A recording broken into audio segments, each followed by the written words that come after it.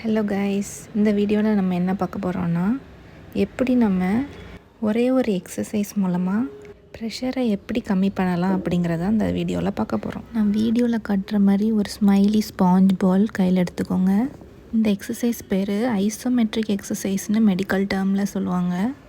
2 கையிலையுமே செய்யுங்க. இப்போது ஸ்பாஞ்ச் பாலை உங்களால் எவ்வளோ டைட்டாக க்ரிப் பண்ண முடியுதோ அதிலேருந்து 30%, 100லேருந்து 30% நீங்கள் வந்து டைட்டாக க்ரிப் பண்ணி 2 மினிட்ஸ் வந்து அப்படி ஹோல்ட் பண்ணணும்.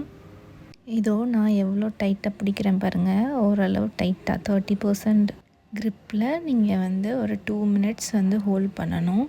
2 மினிட்ஸ் வச்சுட்டு அதுக்கப்புறம் நீங்கள் ஒரு 1 மினிட் வந்து பிரேக் எடுத்துக்கலாம். அகெயின் இதே மாதிரி 4 சைக்கிள்ஸ் பண்ணணும். ஒரு வித்தின் 15 மினிட்ஸ்க்குள்ளே நீங்கள் வந்து இந்த மாதிரி 4 டைம்ஸ் பண்ணிடலாம். இது ஒரு வாரத்துக்கு 3 டைம்ஸ் அட்லீஸ்ட் நீங்கள் பண்ணிங்கன்னா 10 மில்லிமீட்டர் மெர்குரி வந்து உங்கள் ப்ரெஷர் வந்து கம்மியாகும் அப்படிங்கிறது வந்து சயின்டிஃபிக்கலாகவும் இந்த மெத்தட் வந்து பெஸ்ட் மெத்தட் அப்படிங்கிறது ப்ரூவனாக இருக்குது.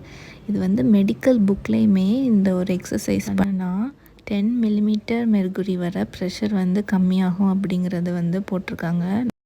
உங்கள் ஸ்க்ரீனில் இதை நான் அட்டாச் பண்ணியிருக்கேன், அதையும் செக் பண்ணி பாருங்கள்.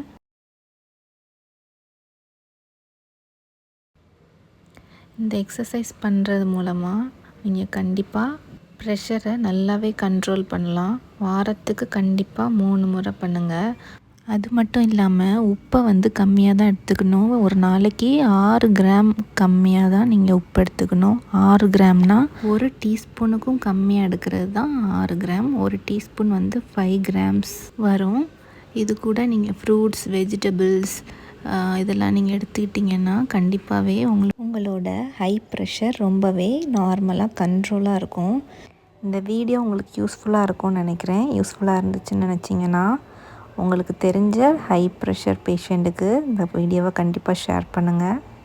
லைக் பண்ணுங்கள், கமெண்ட் பண்ணுங்கள், சப்ஸ்கிரைப் பண்ணி பக்கத்தில் இருக்க பெல் ஐக்கானையும் கிளிக் பண்ணுங்கள். அப்போ தான் நான் போடுற ஒவ்வொரு நோட்டிஃபிகேஷனும் உங்களுக்கு வந்து ரீச் ஆகும்.